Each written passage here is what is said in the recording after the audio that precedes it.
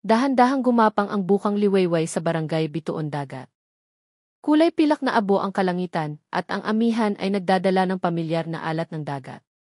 Sa malayo, isang maliit na bangkang demotor ang marahang bumabagtas sa manipis na ulap-usok. Lula nito ang tatlong lalaki. Si Mang Delphin, isang mangingisda na 30 taon nang kasama ng dagat, kasama ang dalawang pamangkin na sina Rico at Nilo.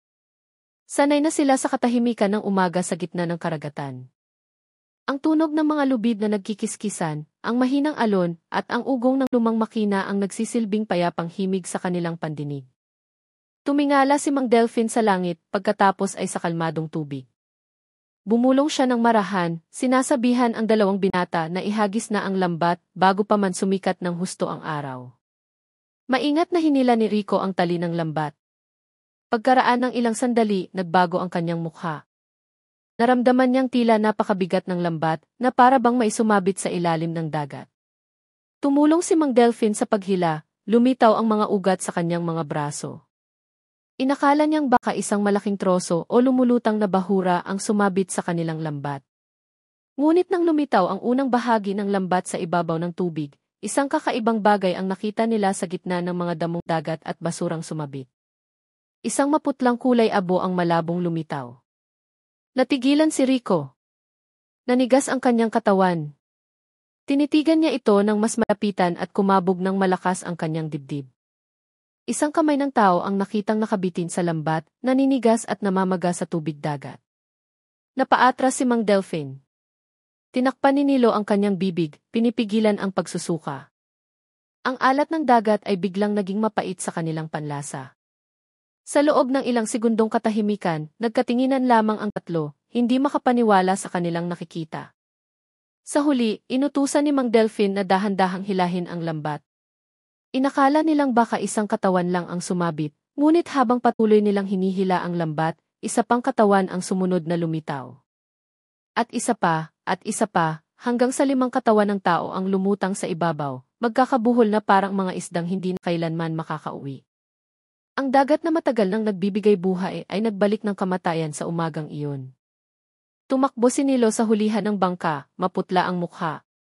Nanginginig ang kanyang boses nang sabihing kailangan na nilang bumalik agad sa pantalan.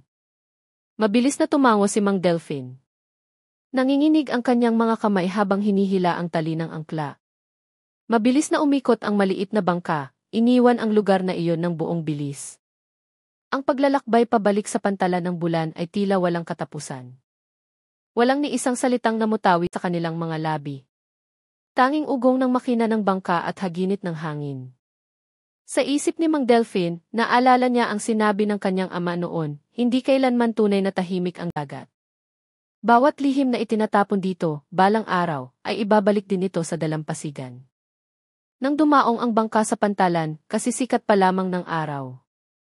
Nagtataka ang ibang mangingisda kung bakit napakaaga nilang bumalik. Isang lalaki ang sumigaw mula sa malayo, Mang Delphin, bakit ang aga ninyong umuwi? Marahang sumagot si Mang Delphin na ang dala ng kanyang lambat ay hindi isda. Mabilis na kumalat ang balita na parang apoy sa tuyong damo. Nagtakbuhan ang mga tao papalapit, ngunit agad ding napaatras, habang tinatakpan ang kanilang mga ilong nang makita ang mga katawang nakahandusay sa loob ng bangka. 5 bangkay ng mga kabataang lalaki ang tumutulo pa rin ang tubig dagat. May mga inang napasigaw. Ang mga bata ay mabilis na inilayo. Ang karaniwang maingay na pantalan ay biglang naging tahimik at puno ng lagim. Dumating ang mga pulis pandagat. Tinakpan nila ang mga katawan ng asul na tela at naglagay ng police line. Ang masangsang na amoy na maihalong lansa ng isda ay bumalot sa hangin. Isang matandang pulis ang bumulong sa kanyang kasama na ang mga sugat sa ulo at dibdib ay nagpapahiwatig na hindi sila biktima ng pagkalunod. Narinig iyon ni Mang Delphin at lalo siyang kinilabutan. Tinitigan niya ang dagat na sumasalamin sa sikat ng araw sa umaga. Ang mga alon ay kumikinang na parang mga diamante. Ngunit sa likod ng kagandahang iyon ay may nakatagong isang bagay na walang sinuman ang magnanais na makita.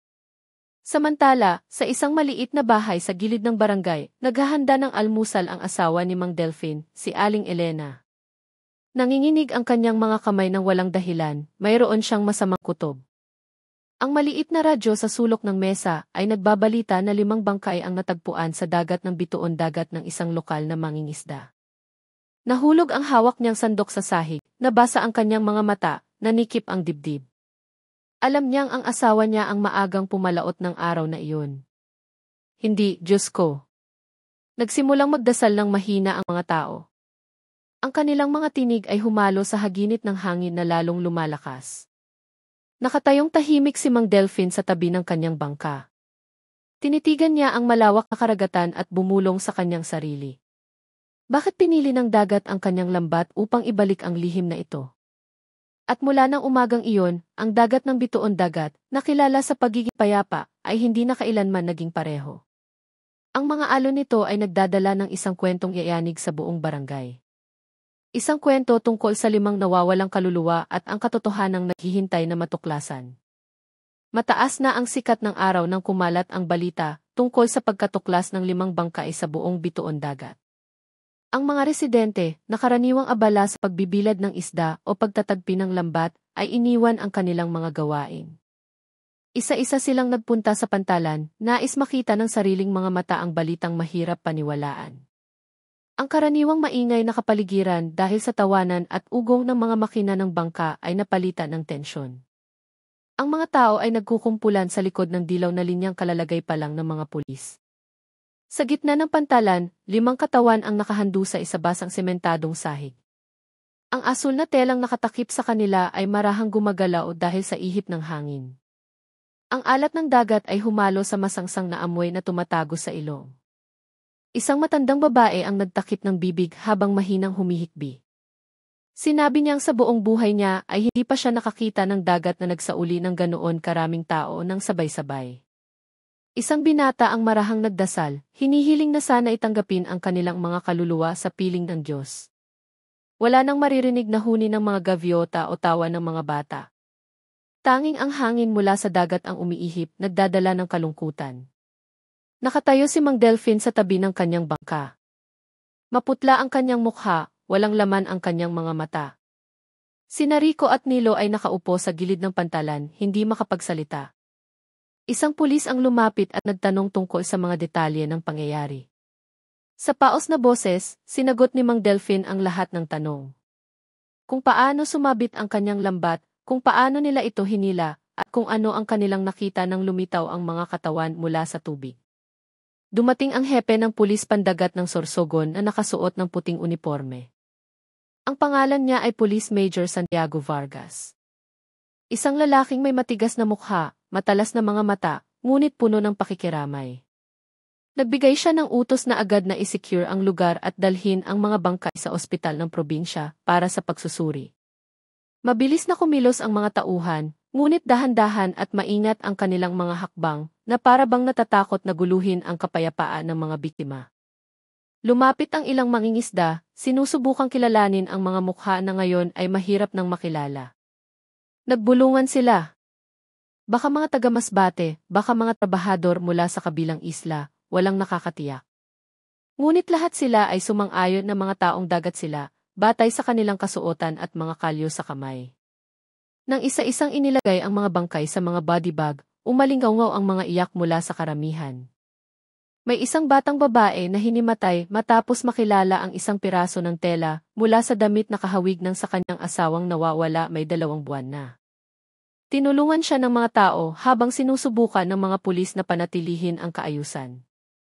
Sa gitna ng kaguluhan, isang reporter mula sa isang lokal na pahayagan ang dumating na may dalang maliit na kamera. Kumuha siya ng litrato mula sa malayo at nagsulat sa kanyang maliit na kwaderno. Sa isip niya, alam niyang yayanigin ng balitang ito ang buong rehiyon ng Bicol, ngunit habang tinititigan niya ang mga malulungkot at takot na mukha ng mga mangingisda, hindi niya kayang isulat ito bilang isang simpleng balita lamang. May mas malaking kwento sa likod ng trahedyang ito. Isang bagay na hindi pa nabubunyag. Pagtungtong ng tanghali, lalong uminit ang kapaligiran sa pantalan. Dumating ang mga taga-forensic mula sa Sorsogon City sakay ng isang puting van.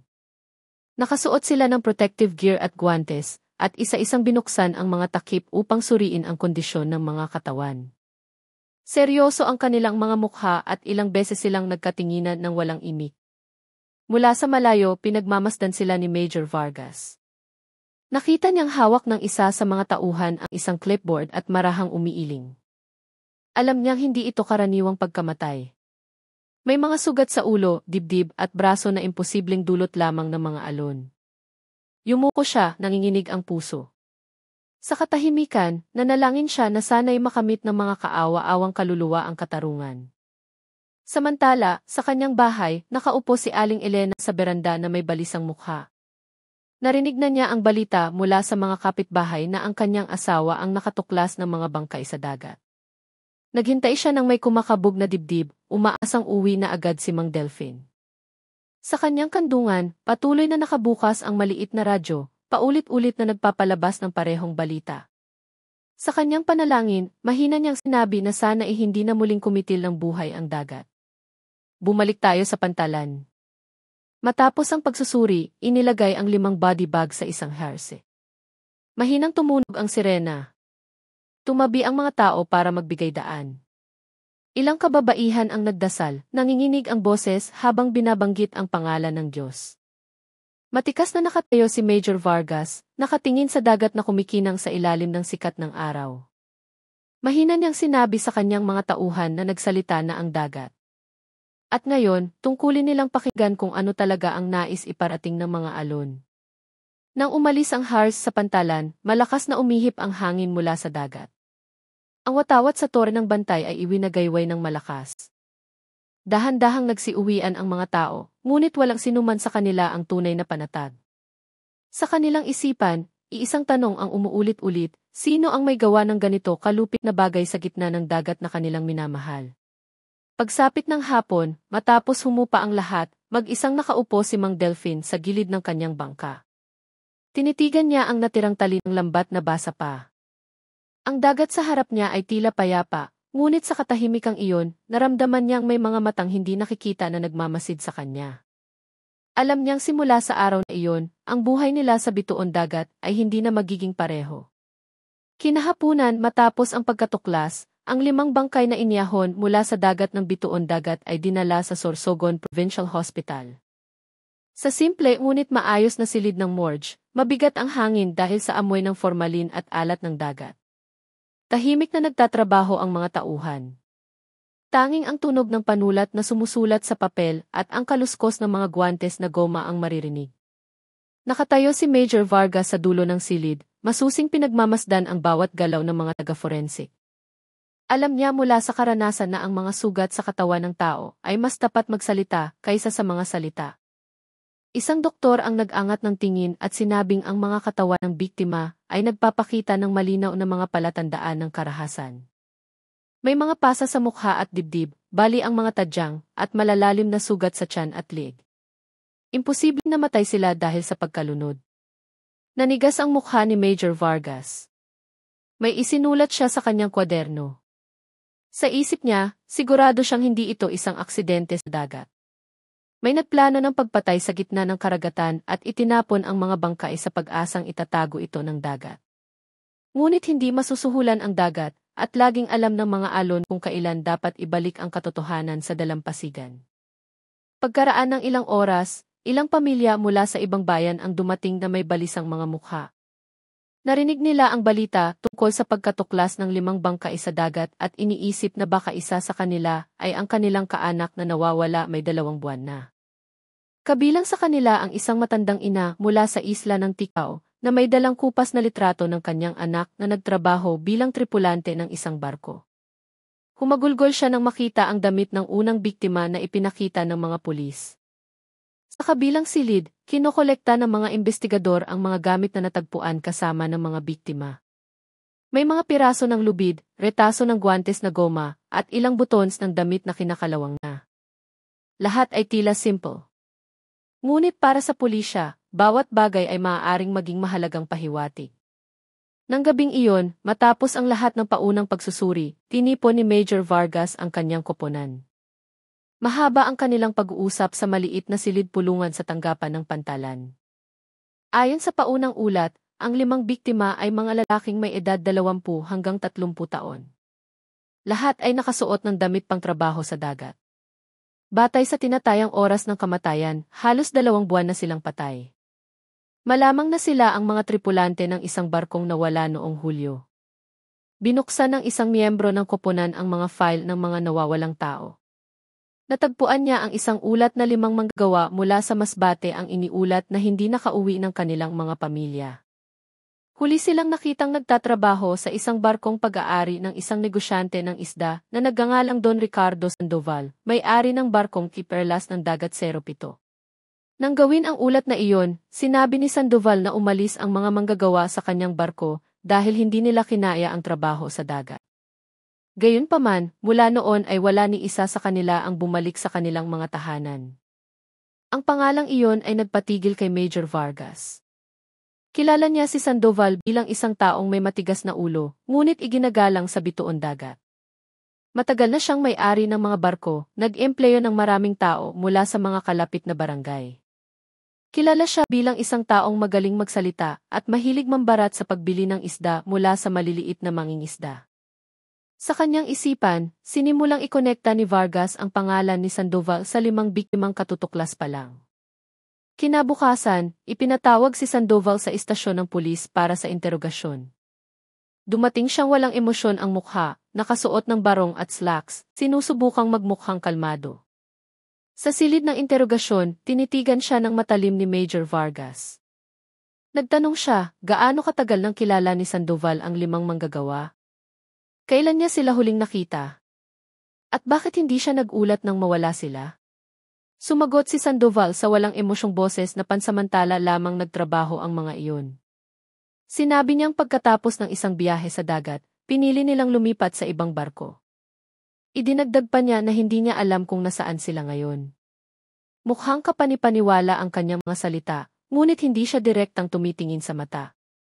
Pagkaalis ni Sandoval, binuksan ni Vargas ang mapa ng paglalayag mula sa mga tala ng tagapamahala ng pantalan. Mula sa datos ng GPS tracker ng barko, napag-alaman na ang Perlas ng Dagat 07 ay huling nag-operate noong Hulyo 3, naglayag sa loob ng 9 na araw, at bumalik sa pantalan noong ika-12. Walang tala na huminto ang barko sa ibang lugar o nagbaba ng mga tripulante sa anumang pantalan. Salungat ang datos na ito sa pahayag ni Sandoval na nagsabing bumaba ang mga manggagawa sa ibang pantalan. Naku, si Vargas. Lalong lumakas ang kanyang hinala.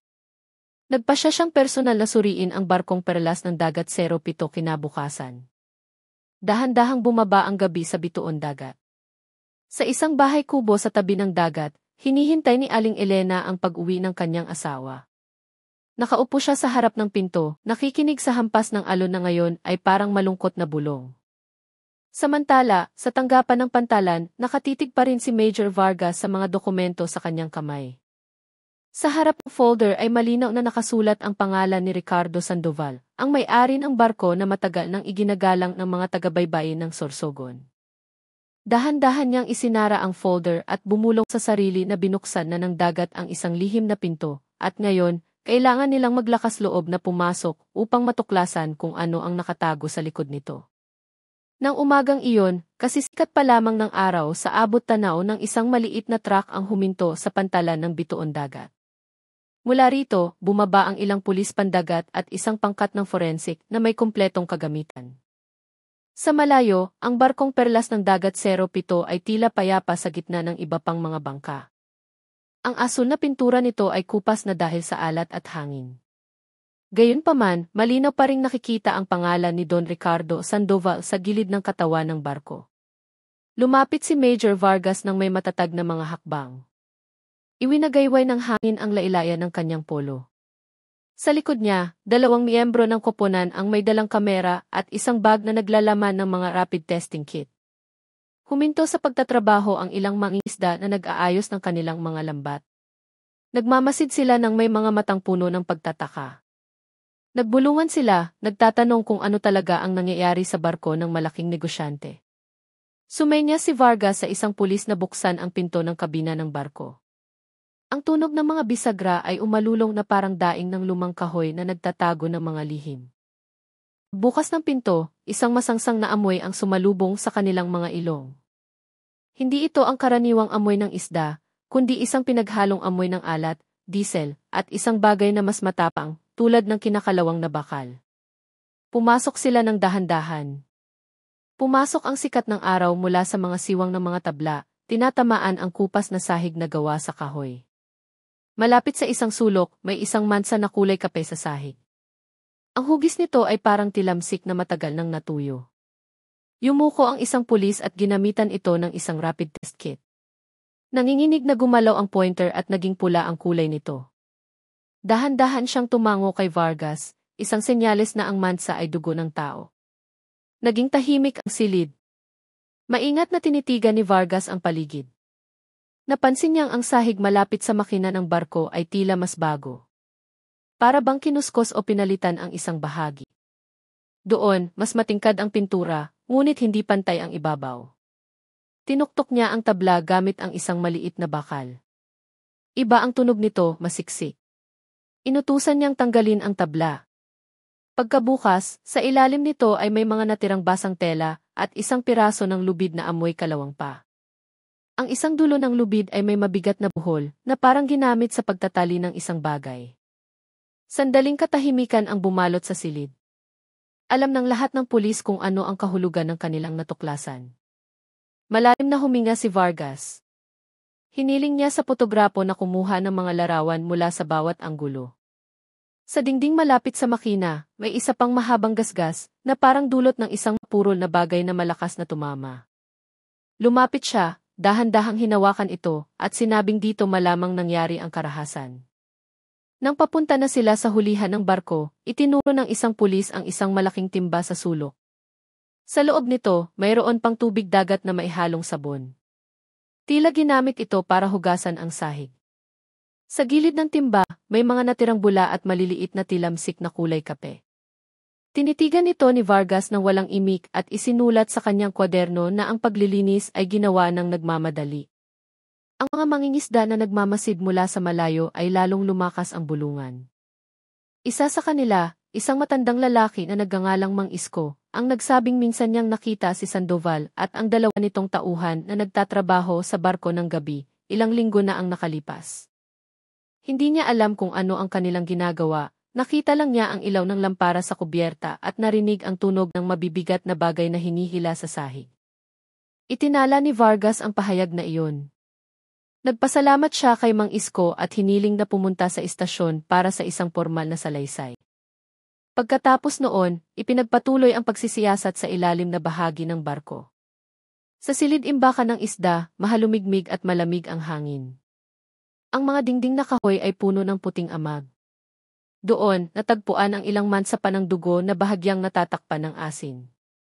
Tumayo si Vargas sa gitna ng barko. Umihip ang hangin mula sa dagat, nagdadala ng matapang na amoy. Sa isip niya, alam niyang ang barkong ito ay hindi na isang kasangkapan para sa kabuhayan, kundi naging lugar na ng isang krimen. Tinitigan niya ang pangalan ng barko na nakaukit sa gilid nito, Perlas ng Dagat. Isang pangalang dapat sana'y maganda ngunit ngayon ay nakakatakot na. Pagtungtong ng tanghali, lahat ng ebidensya ay nakolekta at inilagay sa mga malinaw na plastic bag. May mga piraso ng lubid, ang tinanggal na tabla, at mga sample ng dugo para sa karagdagang pagsusuri. Si Sandoval, na ipinatawag sa lugar ng investigasyon, ay nakatayo lamang sa malayo. Kalmado ang kanyang mukha, ngunit balisa ang kanyang mga mata. Sinubukan niyang umiti ng batiin si Vargas, ngunit ang kanyang ngiti ay matigas na parang isang maskara. Matagal siyang tinitigan ni Vargas at sinabi sa walang emosyong boses na ang katotohanan ay laging nag-iiwan ng bakas. Hindi sumagot si Sandoval, pinunasan lamang ang pawis sa kanyang noo kahit na malamig ang ihip ng hangin mula sa dagat. Pagsapit ng hapon, ang araw ay papalubog na sa kanluran at ang kalangitan sa bituon dagat ay naging kulay ginto. Ang barkong Perlas ng Dagat 07 ay tinakpan ng police line at idineklarang ebidensya. Ang mga mangingisda na dumadaan ay tinititigan ito ng maihalong takot at pag-uusisa. Ang barko ay tahimik na ngayon na parang isang piping saksi sa gitna ng pantalan, nagdadala ng isang sugat na hindi pa nasasabi. Nakatayo si Vargas sa dulo ng tulay na kahoy, nakatingin sa kumikinang na dagat. Sa kanyang isipan, narinig niya muli ang boses ng kanyang ama, na isa ring mandaragat noon, na nagsabing ang dagat ay nag-iingat ng maraming kwento, ngunit walang ni isa man ang maaaring itago magpakailanman. Maaaring lunukin ng alon ang dugo, ngunit ibabalik ng hangin ang amoy nito sa dalampasigan. Nang gabing iyon, nagsulputan ang mga bituin sa kalangitan ng Sorsogon. Sa likod ng kagandahan ng gabi, isang malaking lihim ang nabuksan. Ang barkong perlas ng dagat 07 ay hindi na lamang isang barkong pangisda. Ito ay naging lugar kung saan isinilang ang isang krimen, at ang katotohanan ay nagsisimula ng magpakita ng kanyang mukha. Kinagabihan matapos ang pagsusuri sa barkong perlas ng dagat 07, mas malakas ang ihip ng hangin mula sa dagat kaysa karaniwan. Hinahampas ng mga alon ang pader ng pantalan, lumilikha ng mabigat at malalim na tunog. Sa istasyon ng pulis sa pantalan, nakaupo pa rin si Major Vargas sa likod ng kanyang mesang kahoy. Marahang umuugoy ang ilaw na nakasabit sa itaas ng kanyang ulo. Sa harap niya ay nakalatag ang ulat mula sa pagsusuri sa barko, mga litrato ng mansa ng dugo, at ang salay sa inimang isko. Binasa niya ang lahat ng maingat. Bawat pangungusap ay parang isang piraso ng palaisipan na hindi pa buo. Ngunit sapat na ang kanyang paniniwala na mas marami pang alam si Sandoval kaysa sa kanyang sinasabi. Matapos makipag-usap sa kanyang mga investigador, nilagdaan ni Vargas ang isang temporary detention order. Susuriin pa si Sandoval ng mas malalim hanggang sa makahanap ng karagdagang ebidensya. Nang basahin ang kautusan, tahimik lang na nakatayo si Sandoval. Mukha siyang matatag, ngunit namumula ang kanyang mga mata. Sinabi niyang wala siyang kasalanan, na ang lahat ay isang hindi pagkakaunawaan, ngunit nanginginig ang kanyang boses at nakakuyom ang kanyang mga kamao sa gilid. Dinala siya ng mga pulis sa pansamantalang selda. Sa labas, umiihip ang hangin mula sa dagat, nagdadala ng amoy alat at tunog ng mga kadena ng barko na nagkikiskisan. Sa kabilang dako ng barangay, sa isang maliit na bahay kubo malapit sa mga puno ng niyog, isang lalaki na nagngangalang Leo ang mag-isang nakaupo sa beranda. Tinitigan niya ang dagat mula sa malayo. Ginugulo ng hangin ang kanyang buhok, ngunit hindi maalis ang kanyang mga mata sa madilim na mga alon. 2 araw na siyang hindi makatulog ng mahimbing. Ang mga anino ng kanyang mga kasamahan sa trabaho na nawala ay laging lumalabas sa kanyang mga panaginip. Dati ring nagtatrabaho si Leo sa barko ni Sandoval. Kilala niya ang 5 biktima na natagpuan sa dagat. Sabay silang kumain, nagtawanan at nangarap ng mas magandang buhay. Ngunit ang huling gabi sa barkong iyon ay nagbago ng lahat. Mula noon, hindi na naging payapa ang kanyang buhay. Sa tuwing nakikita niya ang dagat, naninikip ang kanyang dibdib. Nang gabing iyon, narinig niya sa radyo na sinuri ng pulisya ang barkong perlas ng dagat 07 at may natagpo ang mga mansa ng dugo. Pinabilis ng mga salita ng tagapagbalita ang tibok ng kanyang puso. Alam niyang ang lihim na matagal na niyang itinatago ay hindi niya kayang dalhin magpakailanman. Nagsimula nang magsalita ang dagat. Ngayon, marahil ay pagkakataon na niya upang buksan ang kanyang bibig. Dahan-dahan siyang tumayo, tinitigan ang isang maliit na litratong nakasabit sa dingding. Litrato iyon ng kanyang sarili kasama ang 5 kasamahan sa trabaho sa barko ni Sandoval, kinunan ilang araw bago ang insidente. Puno sila ng pag-asa. Hinawakan ni Leo ang litrato nang nanginginig ang kamay. Walang tunog na bumagsak ang kanyang mga luha. Pagtungtong ng hating gabi, naglakad si Leo patungo sa istasyon ng pulis. Mabagal ngunit tiyak ang kanyang mga hakbang. Sa kahabaan ng daan, tanging ang tunog ng mga kuliglig at ang hampas ng alon ang kanyang kasama. Sa front desk, nagulat ang isang batang pulis nang makita siyang dumating. Sinabi niyang nais niyang makausap si Major Vargas dahil may mahalaga siyang sasabihin. Pagkaraan ng ilang minuto, nakaupo si Leo sa isang upuang kahoy sa silid ng interogasyon. Pagod ang kanyang mukha, malalim ang kanyang mga mata, ngunit matatag ang kanyang boses. Sinabi niyang siya ay isang tripulante ng perlas ng dagat 07 at alam niya kung ano talaga ang nangyari sa dagat 2 buwan na ang nakalipas. Biglang naging tahimik ang silid. Tinitigan ni Major Vargas ang lalaki ng walang imik. Nakita niya sa mga mata nito na hindi ito isang taong naghahanap ng atensyon. Ito ay isang taong sinusunog ng pagsisisi. Sa mahinang boses, hiniling ni Vargas na ikwento niya ang lahat mula sa simula. Huminga ng malalim si Leo. Nagsimula siyang magkwento kung paano kinuha ni Sandoval ang 5 binata mula sa Masbate. Kung paano sila nagtrabaho ng husto araw at gabi, humihila ng lambat sa gitna ng bagyo, kumakain ng kung ano lang ang mayroon, at natutulog sa masikip na kubyerta. Ngunit nang dumami ang huli, humingi sila ng mas makatarungang bahagi. Doon nagsimula ang problema. Galit na galit si Sandoval. Naramdaman niyang hinamak siya sa harap ng kanyang mga tauhan. Nang gabing iyon, narinig ang sigawan hanggang sa hulihan ng barko. Si Leo, na naglilinis ng makina, ay narinig ang lahat ngunit hindi nangahas na lumapit. Pagkatapos ay narinig niya ang tunog ng isang mabigat na bagay na bumagsak, sinundan ng isang sigaw. Nang umakyat siya sa kubyerta, nakita niya ang isang bagay na hindi niya malilimutan habang buhay. Huminto siya sa pagsasalita, yumuko ng matagal. Tumulo ang kanyang mga luha sa mesa. Matyagang naghintay si Vargas. Pagkaraan ng ilang minuto, nagpatuloy si Leo sa paos na boses.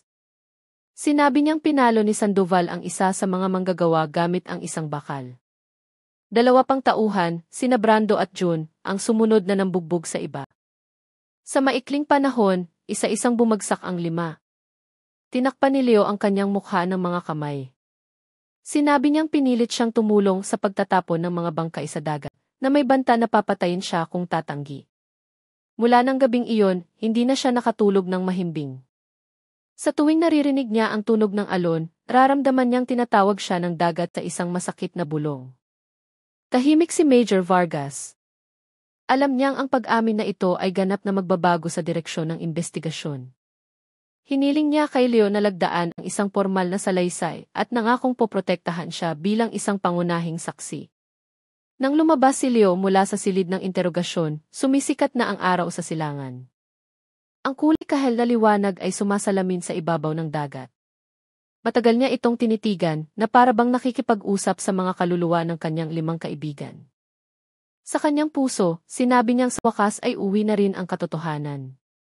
Tulad ng mga alon na laging bumabalik sa dalampasigan, gaano man kalayo ang kanilang marating. Ang silid ng interogasyon ay nailawan pa rin ng malabong dilaw na ilaw nang muling umupo si Leo sa harap ng mesang kahoy.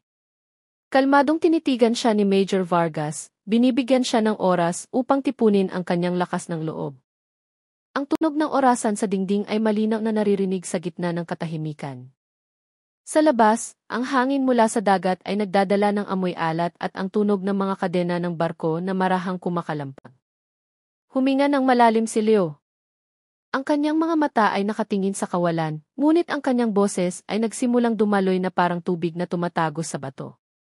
Sinimulan niyang ikwento ang madilim na gabi, 2 buwan na ang nakalipas, sa barkong perlas ng dagat 07. Noong araw na iyon, naglalayag ang kanilang barko sa hilagang bahagi ng karagatan ng Sorsogon. Medyo kalmado ang panahon at napakarami ng kanilang huli. Ang mga isda ay umaapaw hanggang sa mapuno ang mga imbakan. Lahat ng tripulante ay walang tigil sa pagtatrabaho, humihila ng lambat, nag-uuri ng huli, naglilinis ng kubyerta. Pagkaraan ng ilang araw, nagsimulang maramdaman ang pagod. Ngunit si Sandoval, ang may-ari, ay hindi sila pinayagang huminto. Pagsapit ng gabi, madilim ang kalangitan na walang mga bituin. Marahang humahampas ang mga alon sa katawan ng barko. Matapos ang isang simpleng hapunan, nagtipon ang 5 manggagawa malapit sa pangunahing kabina. Mahina ngunit puno ng diin ang kanilang pag-uusap. Nais nilang humingi ng karagdagang sahod dahil mas malaki ang huli kaysa sa karaniwan. Si Leo, na nooy nasa silid ng makina, ay narinig ang kanilang usapan. Alam din niya kung gaano sila kahirap magtrabaho. Matagal na niyang nararamdaman na masyadong malupit si Sandoval sa pagtrato sa kanyang mga tauhan. Ngunit hindi siya nangahas na makialam. Mga kalahating oras ang lumipas, umakyat si Sandoval sa kubyerta. Kasama niya ang 2 pinagkakatiwalaang tauhan, sina Brando at June. Malakas ang kanyang boses, pinapagalitan ang mga manggagawang humihingi ng bahagi sa kita. Lumabas ang masasakit na salita mula sa kanyang bibig. Sinubukan ng mga manggagawa na magpaliwanag ng maayos, ngunit lalong nagalit si Sandoval. Narinig ni Leo ang tunog ng isang mabigat na bagay na ibinagsak. Lumabas siya mula sa silid ng makina at nakita si Sandoval na nakatayo na may pulang mukha, hawak ang isang bakal na karaniwang ginagamit para sa mga talinang lambat. Isa sa mga manggagawa na nagngangalang Sulaiman ang sumubok na pakalmahin siya. Ngunit biglang iwinasiwas ni Sandoval ang bakal sa kanyang ulo. Isang malakas na kalabog ang gumulat sa lahat. Bumagsak si Sulaiman. Dumaloy ang dugo mula sa kanyang sentido. Dahil sa gulat at takot, naging magulo ang sitwasyon. Sinubukan ng 4 pang manggagawa na tumulong, ngunit inatake sila ni Brando at June. Isa sa kanila ang may hawak na maliit na kutsilyo para sa isda at isinaksak ito sa tiyan ng isang biktimang sumubok na lumaban. Ang mga sigaw ng paghingi ng tulong ay narinig sa gitna ng ugong ng alon at ihip ng hangin. Tulala si Leo. Hindi siya makapaniwala sa kanyang nakikita. Sinubukan ng 5 lalaki na lumaban, ngunit natalo sila ng galit na nagpabulag. Isa-isang bumagsak ang kanilang mga katawan. Naging tahimik ang lahat pagkatapos noon. Tanging ang tunog ng alon at mabibigat na paghinga ang natira. Nakatayo si Sandoval sa gitna ng kubyerta, basa ng pawis at dugo. Ang kanyang mga mata ay pula na parang baga. Tinitigan niya si Leo na nakatayo sa isang sulok at inutusan sa malamig na boses na tulungan siyang linisin ang barko. Tumanggi si Leo sa nanginginig na boses. Sinabi niyang hindi niya kaya. Ngunit lumapit si Sandoval, tinitigan siya ng matalim, at sinabing kung tatanggi siya, susunod siya sa kanila sa dagat ng gabing iyon din. Dahil sa takot, nawalan ng ulirat si Leo. Dahan-dahan siyang tumango at nagsimulang sumunod sa utos. Itinali nila ang mga katawang wala ng buhay gamit ang mga lubid ng barko. Bawat buhol ay parang isang tinik na tumutusok sa dibdib ni Leo. Isa-isa nilang binuhat ang mga katawan sa gilid ng barko at itinali ng mga sinipete bilang pabigat. Sa tuwing itinatapon ang isang katawan sa dagat, parahan ang tunog ng pagbagsak nito, ngunit tumatama ito sa puso. Ang tubig dagat na karaniwang nagpapakalma ay tila nag-iingat na ngayon ng mga sigaw. Hindi malimutan ni Leo ang tunog na iyon. Tumingin siya sa tubig, nakikita ang puting bula na sumasalamin sa ilalim ng malabong liwanag ng buwan. 5 buhay ang nawala sa dilim, nag-iwan lamang ng bakas ng dugo sa sahig ng barko. Matapos ang lahat, inutusan sila ni Sandoval na hugasan ang kubyerta ng tubig dagat at sabon. Sinabi niyang walang dapat matirang kahit isang patak ng dugo. Naglinis si Leo nang nanginginig ang mga kamay, sinusubukang hindi umiyak. Bawat kuskos ng brush ay parang isang bagong sugat sa kanyang kaluluwa. Pagsapit ng bukang liwayway, bumalik sa kapayapaan ang dagat. Nakatayo si Sandoval sa harap ng kabina, malamig ang mukha na walang pagsisisi. Inutusan niya si Brando na magsulat ng isang pekeng ulat na umalis na ang mga manggagawa sa barko. Pagkatapos ay naglayag sila pabalik sa pantalan na para bang walang nangyari. Hindi na nakatulog si Leo mula ng gabing iyon. Naririnig niya ang mga alon na tumatawag sa kanyang mga panaginip. Minsan, nararamdaman niyang nakatayo ang 5 lalaki sa tabi ng dagat, nakatingin sa kanya ng walang salita. Sa tuwing pumupunta siya sa palengke, nararamdaman niyang nakakapit pa rin ang amoy ng dugo sa kanyang mga kamay. Nais niyang tumakas mula sa bituon dagat, ngunit may pumipigil sa kanya. Ngayon, sa harap ni Major Vargas, yumuko si Leo at mahinang sinabi na ang gabing iyon ang pinakamalaking kasalanan sa kanyang buhay. Hindi siya humawak ng kutsilyo, ngunit ang kanyang mga kamay ay nabahiran pa rin ang dugo. Alam niyang kung hindi niya ikukwento ang lahat, patuloy siyang mumultuhin hanggang sa mamatay. Dahan-dahang isinara ni Vargas ang kanyang mga tala. Tinitigan niya si Leo at sinabing tinawag siya ng dagat hindi para takutin, kundi para hilingin sa kanya na itama ang mali. Yumuko si Leo, tumulo ang kanyang mga luha sa mesa. Sa labas, nagsisimula ng sumikat ang araw. Nagbago ang kulay ng kalangitan mula sa kulay abo patungo sa pagiging ginto.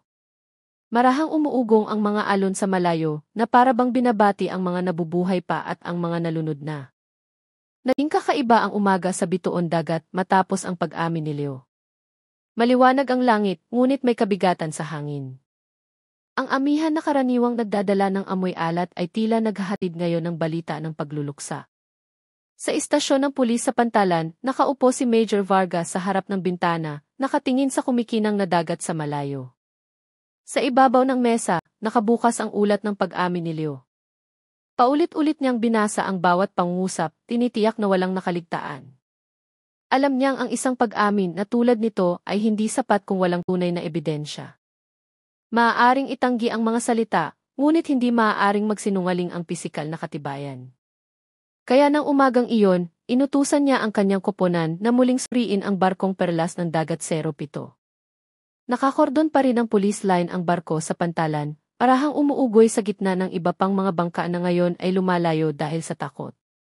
Dumating si Vargas sa lugar kasama ang 2 eksperto sa forensic mula sa Maynila na dumating kagabi. Dala nila ang mas kumpletong kagamitan para suriin ang mga natirang dugo at kemikal sa barko. Wala si Sandoval dahil nakakulong pa rin siya sa pangunahing silid ng interogasyon. Pag-akyat sa barko, agad na naramdaman ni Vargas ang isang kakaibang pakiramdam. Mukhang ordinaryo ang barko, ngunit sa bawat sulok nito ay tila may bumubulong. Inutusan niyang simulan ang pagsisiyasat sa kubyerta kung saan sinabi ni Leo na nangyari ang pagpatay. Isa-isang binuksan ng mga tauhan ang mga tabla ng sahig. Sa ilalim nito, natagpuan nila ang mga natirang tela na nabubulok na, maihalong asin at buhangin. Inilagay ng isa sa mga eksperto ang materyal sa isang maliit na lalagyan at pinatakan ng isang testing fluid. Dahan-dahang lumitaw ang kulay pula sa ibabaw nito. Positibo ang resulta. Dugo iyon ng tao. Dahan-dahang tumango si Vargas. Alam niyang bawat maliit na tuklas ay isang hakbang patungo sa mas malaking katotohanan. Pagkatapos noon, lumipat sila sa silid-imbakan ng isda. Doon, sa gitna ng masangsang na amoy ng tuyong isda at tubig alat na naipon, natagpuan ang isang madilim na mansa sa dingding na kahoy. Ang bakas ay tila kinuskus ng husto gamit ang sabon, ngunit may natira pa ring malabong marka. Tinutukan ito ng eksperto sa forensic ng isang ultraviolet light. Isang asul na liwanag ang kumislap, sumasalamin sa isang pattern ng tilamsik. Doon, malinaw na nakita ang hugis ng mga tilamsik na nagmula sa pagpalo ng isang matigas na bagay. Matagal na tinitigan ni Vargas ang pattern at sinabing ang posisyon at direksyon ng mga tilamsik ay tumutugma sa mga sugat sa ulo ng mga biktima. Habang tumatagal ang pagsisiyasat, mas maraming bagay ang nagpapatibay sa pag-amin ni Leo. Malapit sa hagdanan patungo sa silid ng makina, natagpuan nila ang isang maliit na piraso ng tela na kapareho ng kulay ng damit pangtrabaho ng mga biktima. Sumabit ang piraso sa isang nakausling pako. Pagkatapos suriin, may mansa ng dugo ang tela na natuyo na. Samantala, natagpuan ng isa pang miyembro ng koponan ang isang metal na timba sa ilalim ng isang mahabang upuan. Sa loob nito, may mga bakas ng bula ng sabon at maliliit na hibla ng lubid.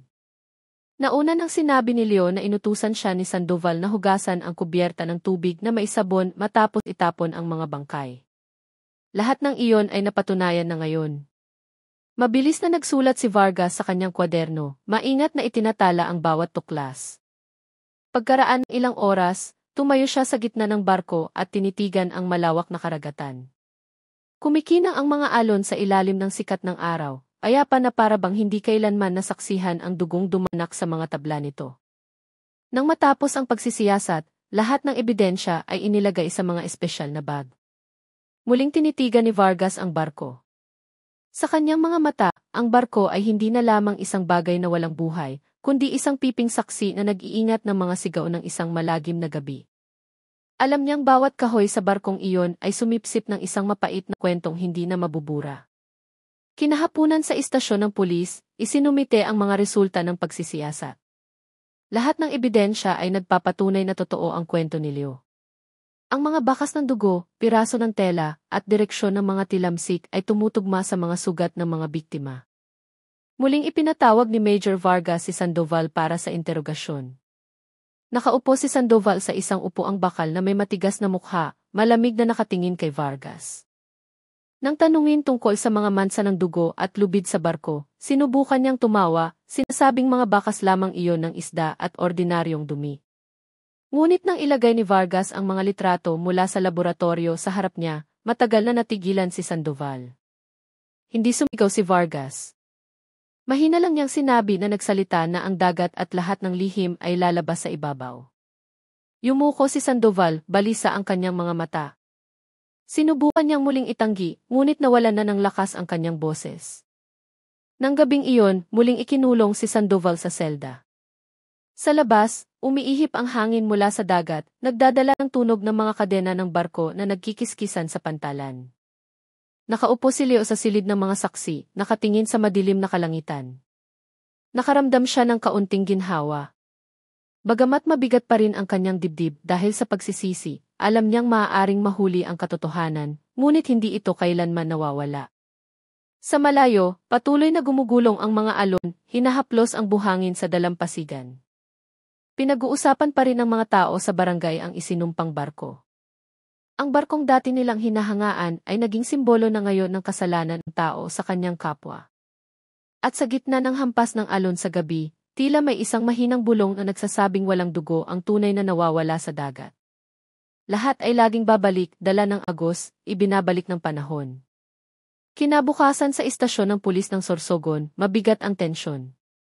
Ang hangin mula sa dagat ay nagdadala pa rin ng amoy alat, ngunit sa loob ng silid ng interogasyon, napakabigat ng hangin na halos walang nangangahas na magsalita ng malakas. Nakaupo si Major Vargas sa harap ng mesa. Nakakalat ang mga file ng ebidensya sa harap niya. Ang mga litrato ng dugo sa barko, mga lubid, at piraso ng tela ay maayos na nakalagay sa gitna ng mga ulat mula sa laboratorio na dumating kaninang umaga. Dinala si Sandoval ng 2 pulis. Kusam ang kanyang mukha, malalim ang kanyang mga mata. 2 gabi na siyang hindi nakakatulog. Sa mga nakaraang interogasyon, patuloy niyang tinatanggi ang lahat. Ngunit ngayon, tila iba na ang lahat. Tinitigan siya ni Vargas nang walang imik at binuksan ang isang asul na folder. Ipinakita niya ang mga resulta ng pagsusuri ng forensic na nagpapatunay na ang dugo sa barko ay pag-aari ng isa sa mga biktima. Pagkatapos ay inilagay niya ang litrato ng mga tilamsik ng dugo sa dingding ng barko na eksaktong kapareho ng pattern ng sugat sa ulo ng biktimang si Sulaiman. Isa-isang inilagay ang bawat ebidensya sa mesa na parang mga batong bumubuo ng isang pader ng katotohanan. Matagal na natigilan si Sandoval. Mabigat ang kanyang paghinga. Sinubukan niyang magsalita ngunit nautal siya. Sa wakas, sa mahinang boses, sinabi niyang marahil ay nagkaroon nga ng awayan sa barko, ngunit hindi niya intensyong pumatay. Isinisi niya kina Brando at June ang pagsisimula ng karahasan, sinasabing nawalan sila ng kontrol at inatake ang mga manggagawa ng walang utos mula sa kanya. Hindi agad sumalungat si Vargas.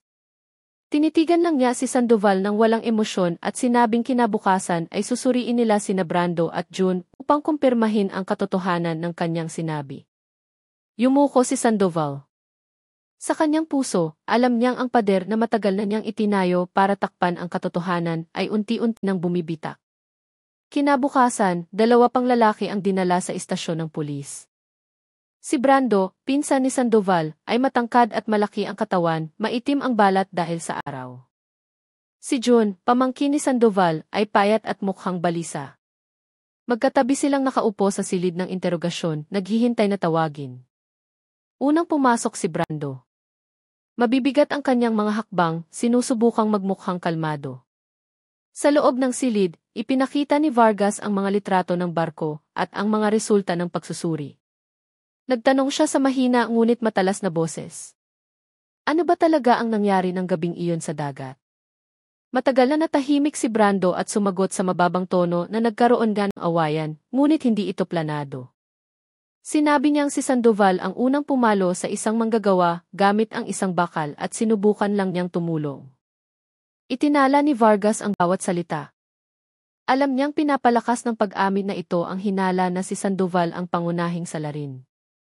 Ngunit ang mas nagpakumbinsi sa kanya ay ang takot sa boses ni Brando. Hindi siya ganap na nagsisinungaling, ngunit sinusubukan niyang protektahan ang kanyang sarili. Pagkalabas ni Brando, tinawag si June. Nanginginig ang binata mula pa sa simula. Nakayuko siya, hindi nangangahas na tumingin sa sinuman. Nang tanungin siya ni Vargas, agad siyang umiyak ng may paos na boses. Sinabi niyang nang gabing iyon, galit na galit si Sandoval dahil humihingi ng bahagi sa kita ang mga manggagawa. Inutusan niya si Brando at siya natakutin sila, ngunit nauwi sa karahasan ang sitwasyon. Inamin ni June na nakita niya mismo ng paluin ni Sandoval si Sulaiman hanggang sa bumagsak at pagkatapos ay inutusan silang tapusin ang iba para walang saksi. Sinabi rin niya na pagkatapos ng lahat, si Sandoval ang nagpilit sa kanila na hugasan ang kubyerta ng barko at itapon ang mga katawan ng biktima sa dagat. Matagal na tinitigan ni Vargas si June. Wala siyang sinabi, pinakinggan lang ang bawat pangusap na lumabas sa bibig ni June, na parang mga huling piraso ng isang mahabang kwentong matagal nang hindi buo. Nang matapos si June, isinara ni Vargas ang kanyang kwaderno at dahan-dahang tumayo. Mahina niyang sinabi na hindi talaga kayang itago ng dagat ang kasalanan ng matagal. Nang tanghaling iyon, 3 pangalan ang opisyal na itinala bilang mga suspect sa kaso ng pagpatay sa 5 manggagawa sa dagat ng Bituon Dagat. Si Sandoval bilang pangunahing salarin, sina Brando at June bilang mga kasabwat. Si Leo, ang pangunahing saksi, ay inilipat sa isang safe house sa ilalim ng proteksyon ng pulisya. Mabilis na kumalat ang balita ng pagtatalaga ng mga suspect sa buong barangay. Nagtipon ang mga tao sa mga karinderya sa tabi ng daan, pinag-uusapan ito ng may pagtataka at galit. Marami ang hindi makapaniwala na si Sandoval, na kilala bilang isang matagumpay na negosyante, ay kayang gawin ang ganoon kalupit na bagay. Mayroon ding marahang umiiling, sinasabing ang kapangyarihan at pera ay madalas nagpapabulag sa puso ng tao.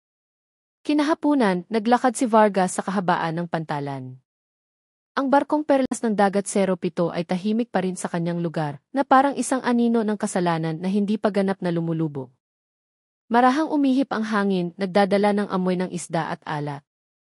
Mula sa malayo, nakita si Leo na nakatayo sa ilalim ng isang puno ng niyog, nakatingin sa barko na walang laman ang mga mata.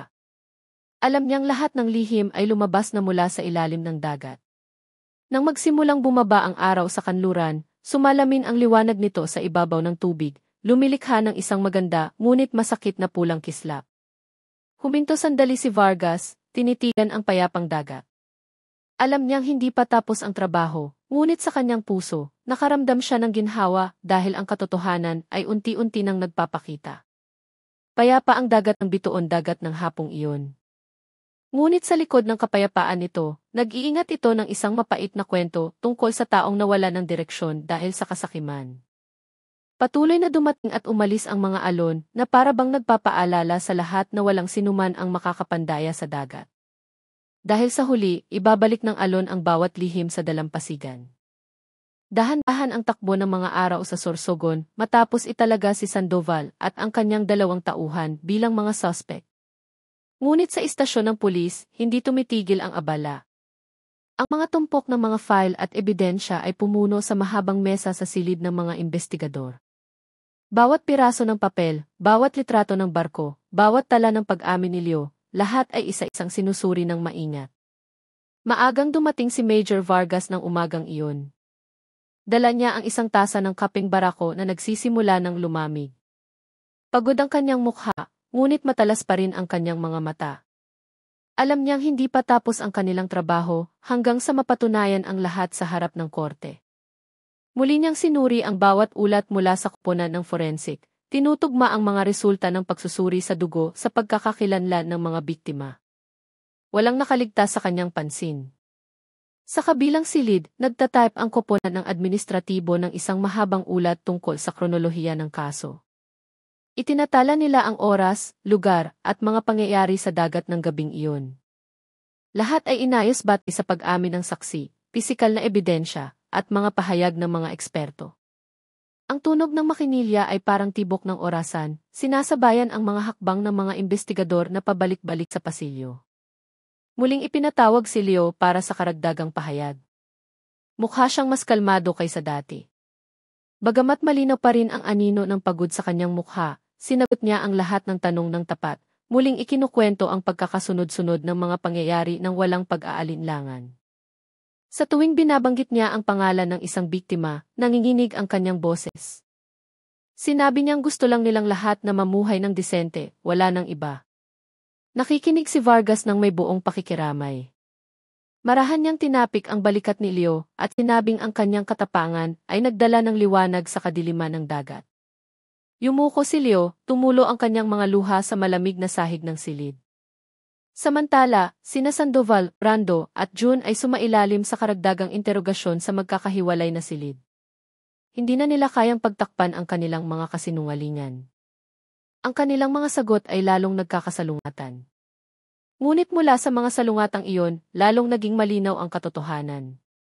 Patuloy pa ring sinusubukan ni Sandoval na ipagtanggol ang kanyang sarili. Sinabi niyang nangyari ang lahat dahil sa biglaang emosyon na hindi niya intensyong pumatay. Ngunit bawat pangungusap niya ay pinasisinungalingan ng mga resulta ng forensic at ng pag-amin ng kanyang dalawang kasamahan. Naubusan na siya ng sasabihin ng ipakita ni Vargas ang mga litrato ng mga biktima. Yumuko lang si Sandoval at ipinikit ang kanyang mga mata. Si Brando, na nooy matigas ang ulo, ay sa wakas ay umamin na nakisali siya sa pambubugbog sa isa sa mga biktima.